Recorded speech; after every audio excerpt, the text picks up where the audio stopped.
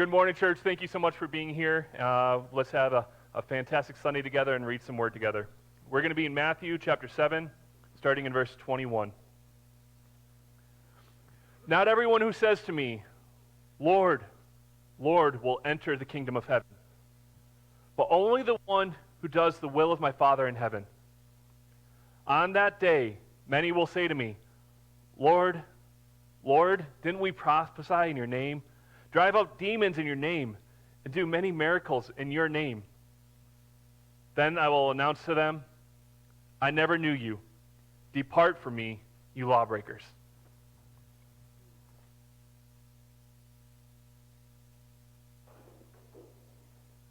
This is week 3 in our series entitled, How to Be a Person.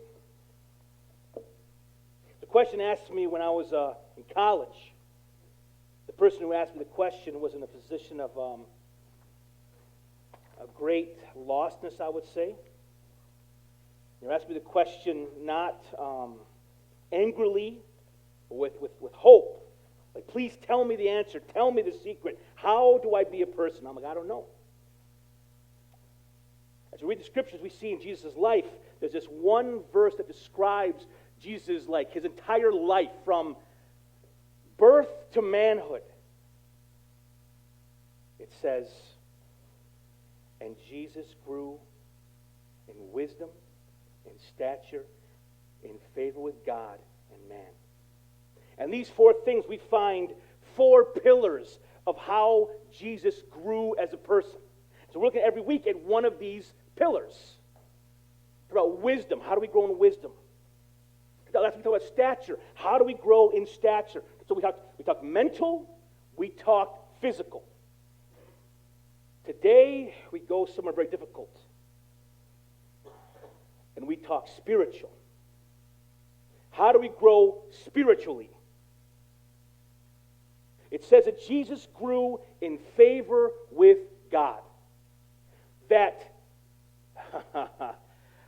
growth implies it started small and had to be learned. And that's true about spiritual life. We don't know how to be spiritual beings. For us, trying to touch the invisible is not natural. It's difficult. It's a skill that must be learned. Jesus learned how to do this over his life. He learned how to grow in favor with God. The question is, what is favor with God? What does it mean to grow in favor? Churches have all kind of... I'm not a church guy, but I'm a church guy. You know, I got saved when I was 14. I've been in the church now for 26 years. I've been a part of at least 4 churches in my life, and I've seen how they try to help people grow. And a lot of our strategies... I'm going to get it blown up this morning by the Lord. How do we grow in favor with God? Matthew 7:21 is the end of the Sermon on the Mount, and Jesus is going to tell us some things. He begins by saying this. He begins by saying, 7 verse 21, a chapter of Matthew, stuck together. Not everyone who says to me, Lord, Lord, will enter the kingdom of heaven. We're to meet 2 people in this verse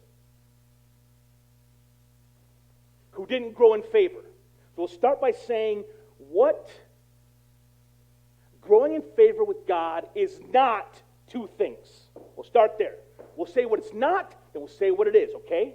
So what is it not? Growing in favor with God is not merely knowing about God. That's tough. It says here, people come to Jesus and say, Lord, Lord. They know who he is. They know his name. They know his ministry. They know who he is. And he says, I don't know you. So apparently, knowing about him is not enough. And in church world, this is our go-to move, right? Like Sunday school, our discipleship programs. Most churches are trying to take information and dump it in your brain. And we think if you know all the things, you can repeat to me what I told you, that means you know it. That means you know the Lord. How many of us, there's a thing they call short-term memory. When I was in school, I'd study for a test. I'd cram for a test, and I'd go in there, I'd get an A on the test. You know what I'd do with that information after I got the A on the test? Forget it! That knowledge didn't change my life. It didn't touch my life. It didn't change what I did or who I was. Information can be trivial. It can have no impact on how I live my life. Knowing about God, growing in favor, is not merely knowing about God. Because a lot of people know about God and aren't with Him. First of all, the Pharisees, right? In the Bible, there's this group called the Pharisees, and these people are always fighting Jesus. And these people, they're the smartest guys in the nation. They know the Bible better than anybody, and they miss the point colossally, because merely knowing about God does not mean you're growing in favor with Him. You can know all the facts about God and still miss His heart. The Pharisees loved the rules, didn't understand who God was. Who else knows a lot about God? James says, even the demons believe and tremble. Which means, like, the evil forces of darkness know more about God than anybody in this room. They don't love Him, they don't know Him, they aren't moved by Him, they aren't shaped by Him, they're separate from Him. They know all this information, it doesn't change what they are. Another group that knows a lot about God. In my life, I have this, what do you call it? I have a soft heart towards agnostics and atheists. At our current moment in American history, the next generation, the millennials and Gen Z, they're in this moment of deconstruction. You heard this word before, deconstruction? People take the faith that they've been given, and they take it apart. Is it true? Do I believe it? And they take it all apart. And so I know, and that's happening not just in people's religious lives, but to everything. As Americans, we are deconstructing everything. The family, government, every institution we've received, we're kind of doubting and tearing down. Now, I have a heart for the generations that are behind me. And so I engage in conversation with a lot of agnostics and atheists, people who don't believe in God. Some of them are stinking brilliant. Just so you know, there's many people who don't believe in God, and they bring their A game. They have guns loaded when it comes to their reasons for not believing. There are many atheists who know a lot about the Bible, who know a lot about God, and they are far from His heart. So growing in favor is not merely about knowing about God. Knowing about God is not the silver bullet. Growing in favor with God is not about knowing about God. Neither is it doing things for God. Listen to this. Many will say to me on that day, Lord, Lord, in your name did we not prophesy, and in your name cast out demons, and in your name do many miracles? And I will say to them, I never knew you. I did all these things for you, God. Don't I get in? Look at all this stuff. Look at this pile of stuff I did for you. Isn't it enough for you? He's like, no. Doing things for Him is not how we grow in grace and grow in favor. This is tough. There's a story Jesus tells about two sons, two brothers. So a man had two sons. One son leaves home, takes a bunch of money, leaves home, dishonors the family, dishonors the father, blows his life up. That guy's called the prodigal son. We've all heard of this guy. But one son stays home. And when the lost brother, after who knows years, finally returns back home to dad, and dad is thrilled that his son is still alive. The dad throws a party celebrating his son's return, which is a picture of God's heart when sinners come home. never too late to come home. Never. Never.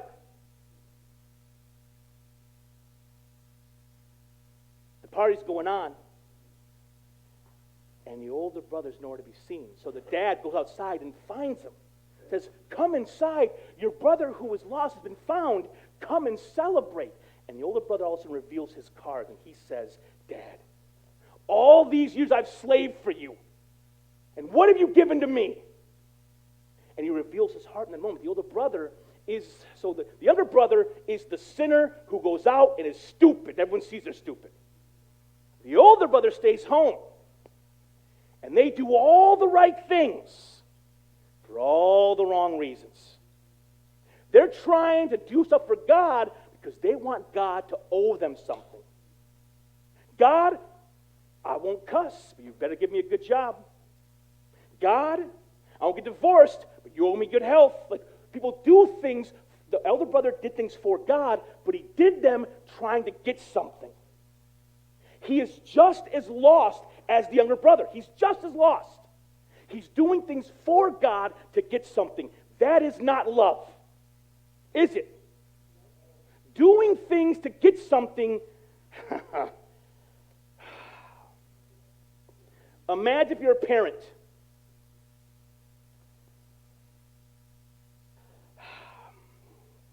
I don't know how your life went. In my life, our first child was a girl. We had a girl first. A girl softens you up as a father. I don't know what it does for moms, but man, it softened me up. I was a tough dude, and then I had a girl. There's this great scene in the movie Paddington. It's an old movie. It's a newer movie. And in the movie Paddington, this guy's on a motorcycle. He's driving down the street with his girl. She's pregnant on the back of the bike, and they pull up to the hospital. And the guy's the coolest. He's got like big old mustache. Coolest guy in the world. And he goes in the hospital, and the camera, they come back out, and he's in a suit, got a minivan. That's what happens. You're tough. You're cool. You're this little baby, and you're scared. You're soft, and you're afraid, and you love this child. So I have a daughter. Now imagine. Kid comes up to you, and your kid goes, Dad, Mom, I just want you to know I love you so much. You being my parent is the greatest blessing God has ever given me. Now, they would be like, I've waited for this moment my whole life. Like, at first, right? At first, this is why I sacrifice so much. They see and they know. But imagine what the next breath is. Can I have $20? It makes you wonder if all the words were just get the $20, right? A lot of us treat God this way. We do things for Him, trying to get something from Him. That's not growing in grace. A lot of us treat God like a checklist of things I must do. If I do all these things for God, maybe He'll give me something. I knew a lady. Young woman, grew up in the church, did everything right, you know what I'm saying? Married her high school sweetheart, they get pregnant, have a couple kids, get a house in the suburbs. It's the American dream, right? The husband gets sick and dies. I remember what she said to me. She said, it's not fair, I did everything he asked of me. Now, it was a moment of great pain and hurt, I understand that. But she revealed her cards. She lived that life. And she's like, God, you owe me. I've been a good girl. You better give me what's coming to me. And a lot of Christians live this way. It's why so many of us, when the world falls down around us, we ask the question, why me, or what did I do? If all of us assume if I'm doing the good, right things for God, bad things won't land on my head, and that is not true. We can't leverage or manipulate or bully God to give us things. And we spend our lives doing things for Him, we will think He owes us. And when we don't get it, you know how we'll feel? We'll feel cheated. We'll feel cheated. If I think God owes me, and they don't give me what he owes me, I feel cheated. These people come to Jesus. They come to the Lord, Lord, in your name. Look at all these things I did for you. Aren't I your favorite? He's like, no, man, I don't know who you are. Growing in grace is not merely about knowing about God, and it's not about doing things for God. And that's pretty much, as a church, what we do. We say, believe the right things and do the right things. That's the church's message a lot, right? And that's not bad. Knowing about God is not bad. But there's more. And doing things for God is not evil, but there's more. So the question is very simply to us, the question is, well, then how do I grow in favor with God? If it's not what I believe and it's not what I do, how do I grow in grace? How do I grow in favor? Listen to what Christ says. I will tell them, I never knew you. Now, this word knew is a very funny word in the Bible. It's used in weird ways. It'll say in the Bible, and Abraham knew his wife, and she was found to be with child.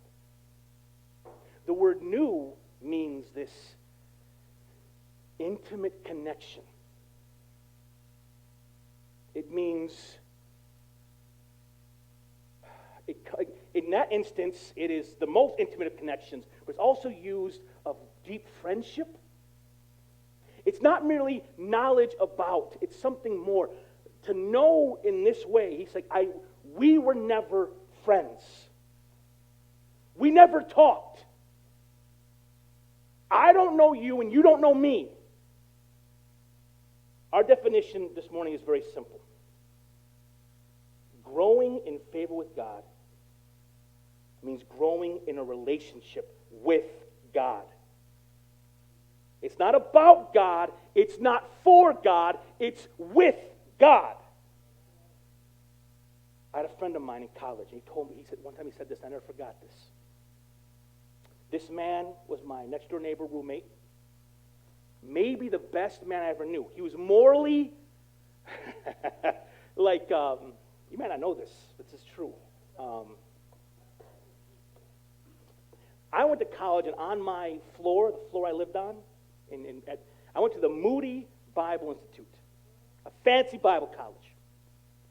And my floor was known on our school for how bad we were. We did a lot of bad. We played pranks. We missed our classes. We got in fights. We were crazy. I found out years later that this school of mine that I went to, they decided, they said, you know what? We're trying to train pastors, and we're only getting all these good kids. We need to lower our standards and let some new believers, some of the rough kids to come to our school. I was that class. Like me and all the guys that got in trouble, we were all an experiment for the college. What would the bad kids come to Bible school? What would happen? It lasted 2 years. But the guy next door to me, great dude, like we were all train wrecks. He was a good dude. And one day he told me, he said, Ernesto, I've always known there was a king. I knew the king had rules, and so I obeyed those rules. And then he said, I just didn't know the king wanted to be my friend.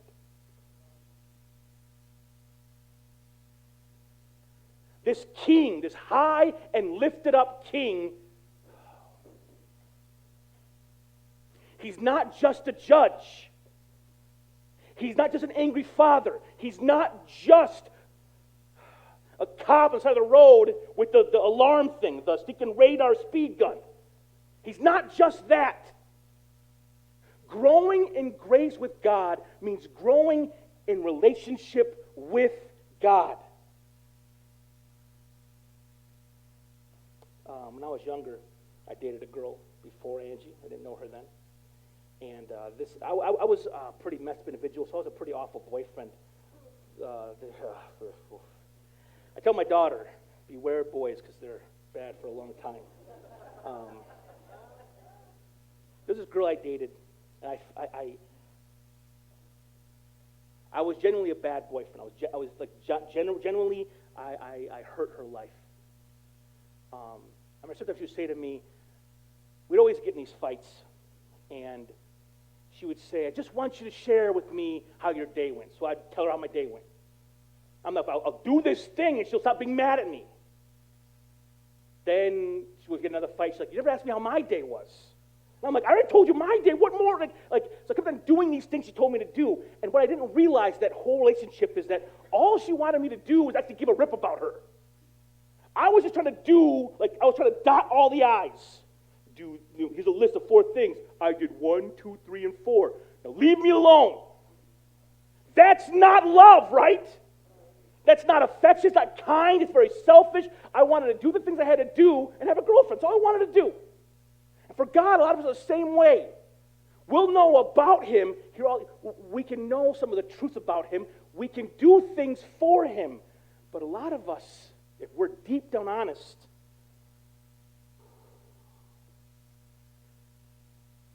we don't know how to call upon His name for help. We don't know how to take comfort for our soul on those devastating days where everything is gone. I had a friend of mine, a mentor of mine, whom I love in the Lord. He had 3 boys. Rambunctious, crazy. You know how boys are. Run, scream, sounds come out of them, they laugh. But him and his wife get pregnant for a 4th time. And all they want in the world is a girl. And the ultrasound comes back, and it's a girl. And the pregnancy goes forward, and life is awesome, and they have a name picked out for her. They go full term, 9 months. And I remember the word came down that something felt wrong. The mama, moms know sometimes, you know.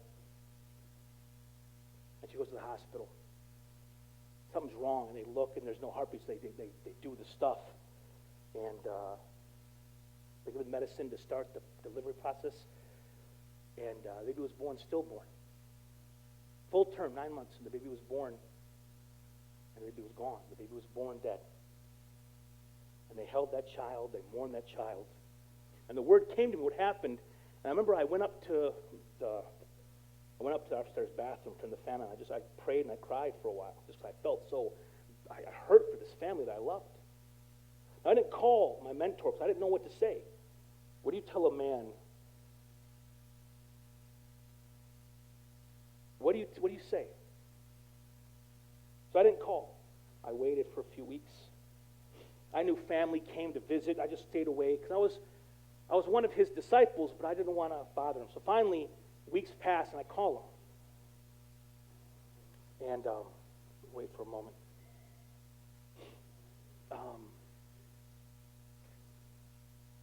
So I called my buddy. I was nervous and I was scared. And I know what to say. I asked the dumbest question you can ask, right? What's the dumbest question you could ask? That's our first question we ask. How you doing, dude? Like, I know how he's doing. How you doing, dude? And he was quiet. And this man said to me, the Lord is good.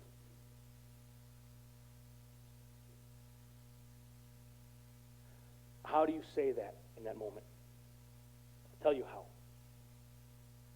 This man had learned how to sit with Jesus, how to rest in Jesus, how to receive grace from Jesus.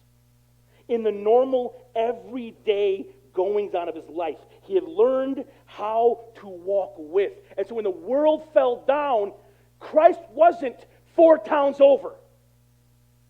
He was right there across the table. You know what I'm saying? He knew how to say, he knew how to just fall down and fall in his arms because he was that close already. And a lot of us, God is 4 towns over. He's an awesome idea. I felt him come a little near, but it's so scary I kind of pulled away afterwards?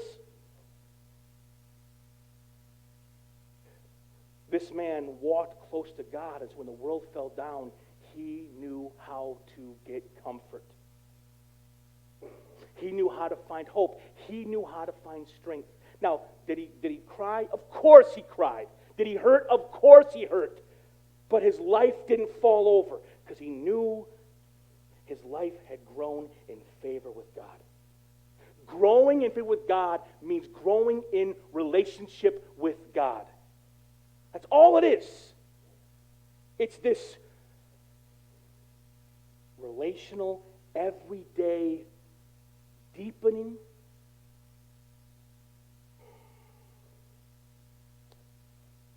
I have two brothers. They're both not here. They're both sick right now. One of them got COVID for the third time. Ooh. Other one, hopefully, doesn't have COVID too. They were together 2 days. Ooh. I'm like, I love you. Don't come over. My brothers are my best friends. I love my brothers. You know how come we're so close? I'll tell you. We lived in the same room for 18 years. Time is a powerful thing.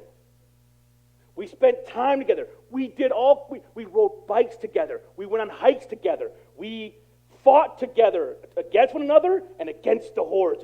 We experienced life together. And that day by day being with deepened the bond. That day by day, there's a rule I live by. Here's the rule I live by.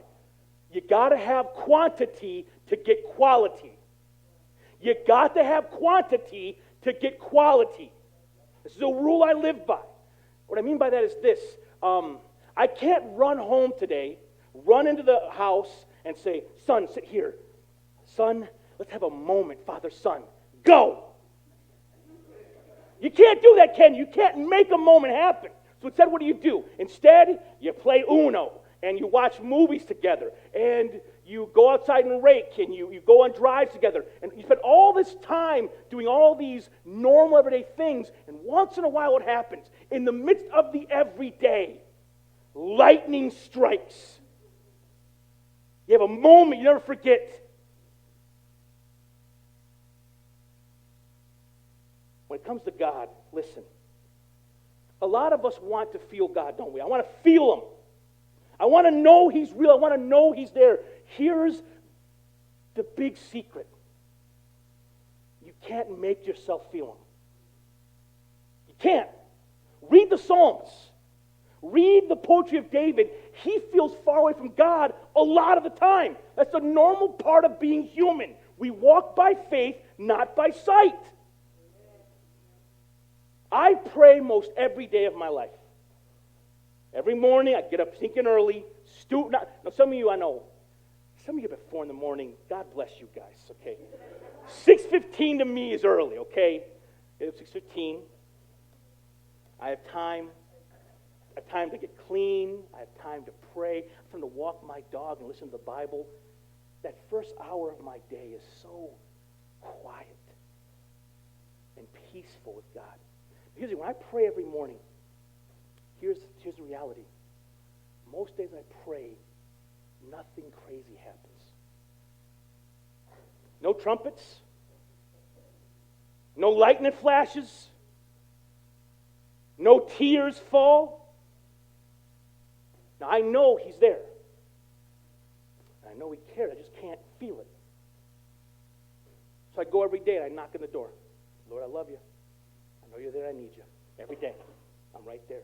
But once in a while, in the midst of all that quantity, in that daily seeking, sometimes, there's a story in the Bible where Moses says, I want to see Your face, O Lord. And the Lord's like, you'll die. And we don't understand seeing Him in His fullness. You've seen Indiana Jones, right? When the Ark of the Covenant opens and they see the glory of God, you don't want that. So God says, Moses, go on the cleft of the rock. I'm going to pass by you. You can turn and see my back as I walk away. And even that little glimpse, dude, even the little glimpse, what does it say about Moses? his face would glow sometimes, seeing that little bit of God. So I pray. Once in a while, I pray, and it's like God just is like, I'm here, I love you. It is crazy when it happens. It shakes you. It's all real. He's there, and when he just like touch, like it's crazy. In the Bible, the part where Jacob was fighting God, and God touches Jacob, and his hip pops out of socket. It's like that, but good. You know what I'm saying? It's like big, and you just, dude. Sometimes it's like your breath. You can't even. It's like, here's the thing about that. I can't make that happen. It's not like if I pray 7 times, then I'll hit the lottery. It's not how it works. Growing in favor with God is simply learning to be near him, learning to listen to him, learning to wait on him. This is hard. And Jesus learned how to do this. Through his life, Jesus, who was now in flesh, you see in his life, he would leave the crowd and go away for a whole night and just wait on his Father. He learned in this life, how do I connect with my Father who is in heaven and I'm on earth, and there's this distance between us. And Jesus learned how to build a rhythm into his life to be near God, even in the midst of the walking, the talking, the cramps, the soreness, all of it. Growing spiritually is important for us. And a lot of us put it on like what? We put it on coast. It's in the back burner, for real, it really is. How do we, as normal people, grow with God? How do we grow in relationship? Again, remember, quantity brings quality. There's this thing called spiritual disciplines. Fancy word, simply let's say it this way. Holy habits. We have to build into our lives these little habits, these little islands of space and silence for the Lord. Life fills up fast, man, doesn't it? How many, I have a to-do list on my phone, and my phone has a little badge with a red number saying, you have this many things left to do today, okay? I start off most days like 14 to 20 things to do in a day. When I go to bed, usually 6 to 8 are left over. I'm killing it when that happens. I'm killing it. That tyranny of the urgent, it's very easy to think, man, I got to do this and this and this. By the time you do all the things you've got to do, we haven't even considered our spiritual life, our heart, our soul, not even come to question. Some of us aren't even that busy. We just have, we just distract ourselves, right? I got Netflix and HBO Max. I mean, who has room for the Lord? I'm being serious. We can fill our life with entertainment, can't we? Holy habits are simply things we build into our lives that I want to make part of my living a seeking after God. I want to be near him. I want to practice reaching out for him. I want to be with him. And again, I don't pray to get something from him. I pray to be with him. See the difference? I'm not praying to get something. I'm praying to be with him. Imagine, so Miss Sylvia in the front row here, she makes great enchiladas. So, imagine, if you will, I go to visit Miss Sylvia and she makes enchiladas. And I'm like, I eat them. And she takes me over next week. You want to come over again? I'll be there. And I come over, enchiladas are made again. It's my favorite place to go in the whole world. So I'm coming over like every Tuesday. I come over, we have enchiladas for lunch every week. One day I show up, and no enchiladas are there. And I'm like, where's the enchiladas? She says, I didn't have time to go to the store. I'm like, okay. Yes, sir. Next week I don't show up. I don't come. And because of that, I don't come. Because of that, I don't come. She begins to wonder, did this person come over because they're my friend? Or because they eat like my food? Like, what's the reason? And here's the thing about us and God. We can't approach God, when we approach God, it cannot be to receive the gifts of the giver. It must be to be with the giver of the gifts. That's the thing. Being with God is not about his stuff. It's not about his stuff. It's about him. And if I have him, the rest can fall down. I mean, Paul said, I consider it all loss if I had him. The heart, for me, I'm so bad at holy habits. I had to attach habits to things in my life that I do every day. For example, I know I'm going to eat. So I attach prayer to my food, which sounds silly, but for me, it's a chance for me to stop and just like, Lord, I'm checking in. I love you. Some people make fun of praying before you eat. At least for me, it stops me in my running, and I recenter on the Lord. One thing I do every day is I brush my teeth every day. If you don't, you should think about that. It's a habit. I have a habit of brushing my teeth every morning. And so I attach prayer to teeth brushing. So whenever I brush my teeth, I know I'm going to take some time to pray, to brush my teeth. And so taking that habit, that spiritual habit, taking it to a physical habit, it's become part of my everyday routine. I walk my dog every day, and if I don't, she lets me know about it. So I'm like, I didn't know where to put the Bible. For a while, for a good year or two, I wasn't reading the Bible very much every day, and I was like, man, Lord, I miss having this, missing talking to you or hearing your word or listening to your word. So when I realized I walk my dog every day, instead of listening to dumb podcasts about board games or Apple products, maybe I'll listen to the Bible read out loud. And so I began listening to the Bible every morning walk the dog. And so I take these things I do every day and I attach them to normal habits so that I am around God in my everyday life. Now, I don't know what your habits are. I know a brother in Christ who he worked at GM. He'd go out to his car for lunch, and he'd go out to his car and he'd eat his lunch. He'd pray in his car, and that was him making a holy habit in his life to be with God. I don't know your life, but there are these holy habits that help our soul reach out and be with God. Again, don't be guilted into adding more to your life. I'm not trying to guilt you. What I want to do,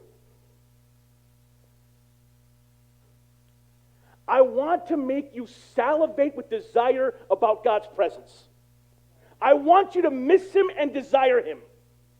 Guilt is not a good motivator. Guilt ends, doesn't it?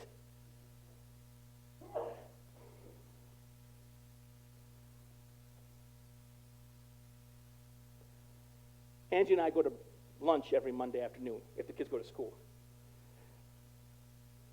So on Monday is my day off. In case you don't know this, if you call me on Monday, I'm not going to answer. I'm sorry.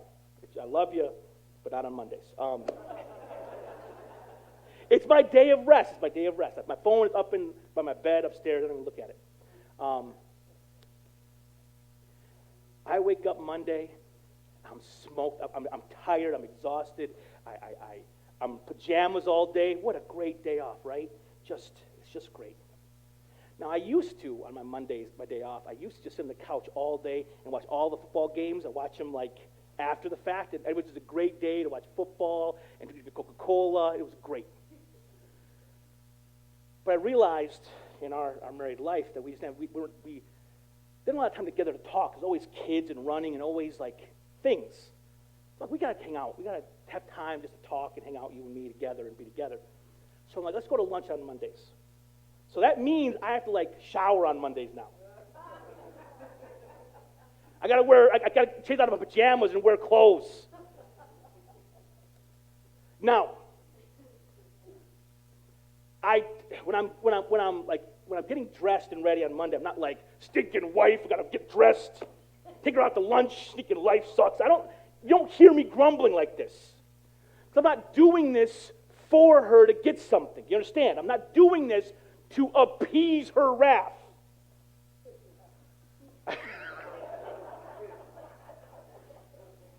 I'm doing this because I love her and I miss her. And I want to be near to my beloved.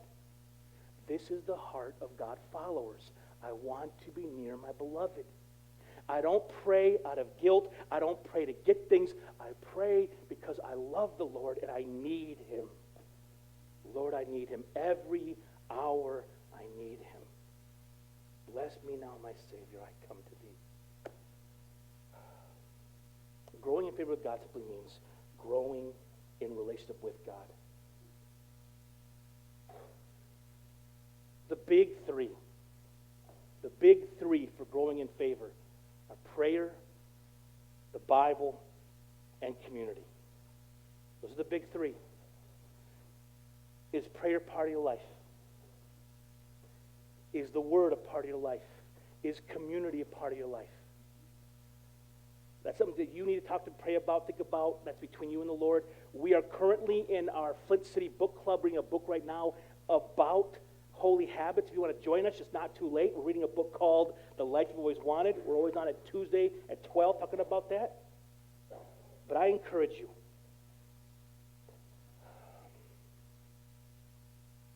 seek the Lord. Seek the Lord. He is good. He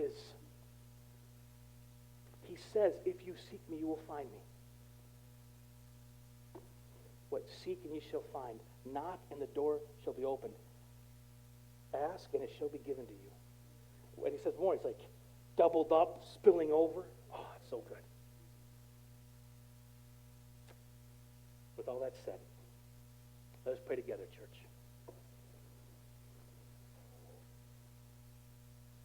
Lord, your son, Jesus, he grew in favor with you throughout his life. He learned how to be near you. He learned how to listen. He learned how to wait. He built into his life this rhythm of running and resting. He built into his life ministering and being replenished by your Spirit. We want to grow in favor with you. We want to grow in our spirit.